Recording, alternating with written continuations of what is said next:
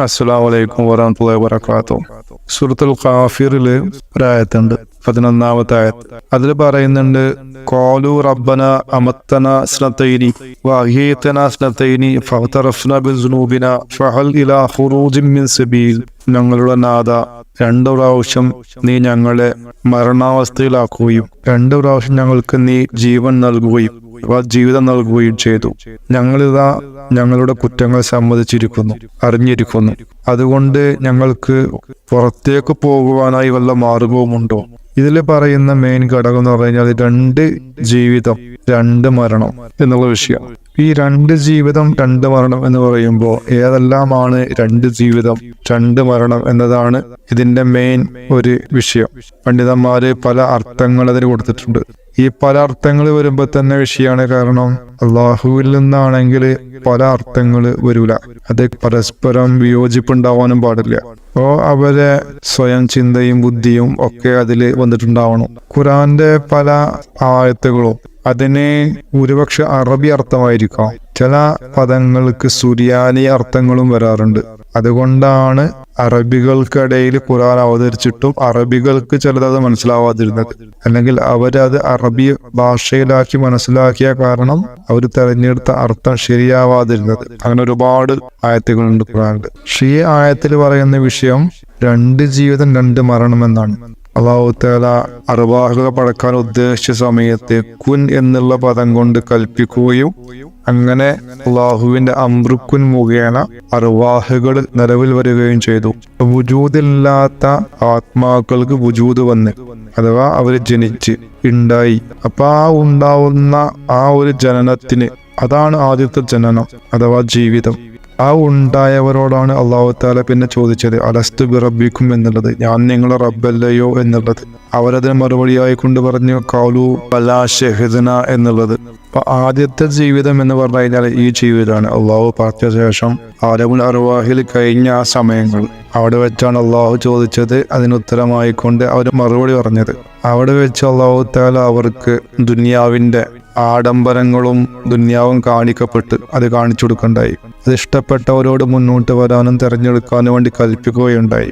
അങ്ങനെ അത് തെരഞ്ഞെടുത്തവരുടെ പേരിൽ അള്ളാഹു നരകവാസികൾ എന്ന് എഴുതി ചേർത്ത് ശേഷം അവരെ കൊണ്ടുപോയി ഒരു പ്രത്യേക ഏരിയയിൽ സ്ഥലത്ത് പാർപ്പിച്ചു. അതേപോലെ തന്നെ 2ാമത്തെ ആളുകൾ സ്വർഗം കാണിക്കപ്പെട്ടു. ആ സ്വർഗം കാണിക്കപ്പെട്ടുകൊണ്ട് അത് ഇഷ്ടപ്പെടുന്നവരോട് തെരഞ്ഞെടുക്കപ്പെടാൻ വേണ്ടി പറഞ്ഞ സമയത്ത് അതിലും ഒരു കൂട്ടർ മുന്നോട്ട് വന്നുകൊണ്ട് സ്വർഗം തെരഞ്ഞെടുത്തു. അവരെ പേരിൽ അല്ലാഹു തആല മലക്കിനോട് സ്വർഗവാസികളാണ് എന്ന് വിധി എഴുതാൻ വേണ്ടി കൽപ്പിക്കുകയും അത് സൂക്ഷിക്കുകയും ശേഷം അവരെയും എന്ത് ചെയ്ത് ഒരു ഏരിയയിലേക്ക് കൊണ്ടുപോയിട്ട് പാർപ്പിച്ചു.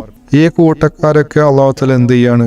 അവരെ ഉറക്കം കൊടുക്കുകയാണ്, നിദ്രയിലാഴ്ത്തുകയാണ്. നമ്മള് ഒരു ഹോസ്പിറ്റലില് അനസ്തേഷ്യ കൊടുത്തുകൊണ്ട്, ഇഞ്ചക്ഷൻ കൊടുത്തുകൊണ്ട് മയക്കത്തിലാക്കുന്ന പോലെ, അല്ലെങ്കിൽ കോമ സ്റ്റേജിലാക്കുന്ന പോലെ ഉറക്കത്തിലേക്ക് ആഴ്ത്താണ്. ദുന്യാവിലേക്ക് വരുന്നവരെ അവരെന്താവും ഈ അവസ്ഥയിൽ. അപ്പൊ ആ അവസ്ഥയിലായിക്കൊണ്ട് ഒരുപാട് കാലം അവർ കഴിയുന്നുണ്ട്. അപ്പോൾ അവരെ ഉറക്കത്തിന്റെ തുടക്കം എല്ലാവർക്കും ഒരേപോലെയാണ്. ഒരേ സമയം സൃഷ്ടിക്കപ്പെട്ടവരാണ് അവര്. ഒരേ സമയം അവര് അള്ളാഹുവിനോട് മറുപടി പറഞ്ഞ് അങ്ങനെ ഒരേ സമയം ഉറക്കത്തിലേക്ക് ആണ്ടുപോവാണ്, സ്വർഗക്കാരും നരകക്കാരും. ഈ ഉറക്കത്തിനെയാണ് എന്ത് പറയുന്നത്?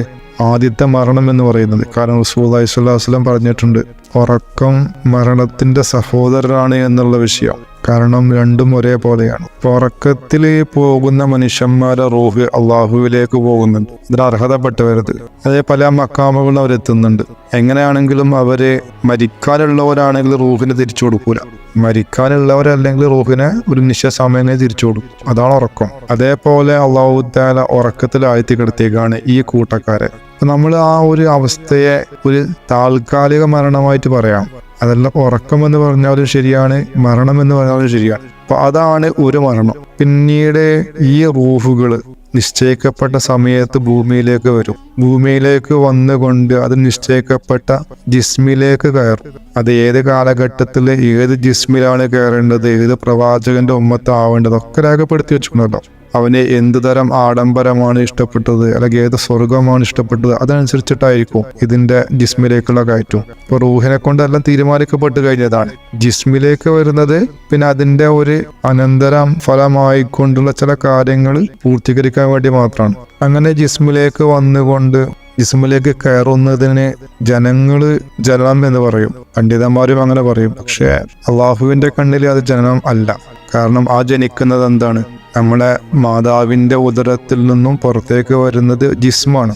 ഈ ആത്മാവ് കയറുന്നത് ജനനത്തിന് ശേഷമാണ്. അതിനു മുമ്പുള്ള ആത്മാക്കള് മറ്റു ചില ആത്മാക്കളാണ്. അപ്പോൾ ഈ ഒരു പ്രോസസ്സിന് എന്താ ജനനം എന്ന് പറയില്ല. കാരണം ജനിക്കുന്നത് ആത്മാവിന്റെ വിഷയമാണ് പറയുന്നത്. പിന്നെ എപ്പോഴാണ് രണ്ടാമത്തെ ജനനം നടക്കുന്നത്? ആദ്യം ജനിച്ചത് ആത്മാവിനെ ഉണ്ടാക്കിയ സമയത്തുള്ളതാണ് ജനനം, അത് ജീവിതം. രണ്ടാമത്തെ ജീവിതം എന്ന് പറഞ്ഞു കഴിഞ്ഞാല് ഈ മുഅ്മിനായ നിശ്ചയിക്കപ്പെട്ട ആള്, ആ വ്യക്തി അവന്റെ വിധിയിൽ എഴുതിയ പോലെ സമയമാവുന്ന സമയത്ത് അവന് നിശ്ചയിക്കപ്പെട്ട മുർഷിദിലേക്ക്, കാമിലായ മുർഷിദിന് മുമ്പിൽ എത്തിക്കൊണ്ട് മുർഷിദിന്റെ നോട്ടത്താല് ദിക്റിനാല് അവന്റെ ഉള്ളിലുള്ള അർവാഹുകള്, ലതായിഫുകള് മുനവറാക്കപ്പെടുന്ന സമയത്ത്, ഹയാത്താക്കപ്പെടുന്ന സമയത്ത് അവന് വീണ്ടും ജീവിതം വരികയാണ്, ജീവൻ വരികയാണ്. പ്രത്യേകിച്ച് അവന്റെ റൂഹ്, ആ റൂഹ് ഉണരുന്ന സമയം, അതിനുണ്ടാവുന്ന ആ ജീവിതമാണ് ശരിക്കും എന്താ രണ്ടാമത്തെ ജീവിതം. ആദ്യത്തെ ജീവിതം അല്ലാഹു തആല ഉണ്ടാക്കിയ സമയത്ത്, രണ്ടാമത്തെ ജീവിതം മുർഷിദിന്റെ കരം കൊണ്ട്, മുർഷിദ നോട്ടം കൊണ്ട് ഉണ്ടാവുന്ന ജീവിതം. അതാണ് രണ്ട് ജീവിതങ്ങൾ. അതേപോലെ ആദ്യത്തെ മരണം നമ്മൾ പറഞ്ഞു കഴിഞ്ഞു. ഈ ആദ്യമായി അല്ലാഹു തആല റൂഹിനെ ഉണ്ടാക്കിയ ശേഷം അവനെ നിദ്രാവസ്ഥയിൽ ആക്കുന്നതിന് പറയുന്ന പേരാണ് ആദ്യത്തെ മരണം. രണ്ടാമത്തെ മരണം എന്ന് പറയുന്നത് ഈ ജിസ്മിയിൽ കയറി കൂടിയ ആത്മാവ്, ഈ ആത്മാവ് അതിനെ വേർപിരിക്കുന്ന ഒരവസ്ഥ ഉണ്ട്, അഥവാ അവന്റെ ശാരീരികമായ മരണം. ആ അവസ്ഥയിൽ അവൻ എന്ത് ചെയ്യും? വീണ്ടും അവന് ആ ലോകത്തേക്ക് തന്നെ പോകും.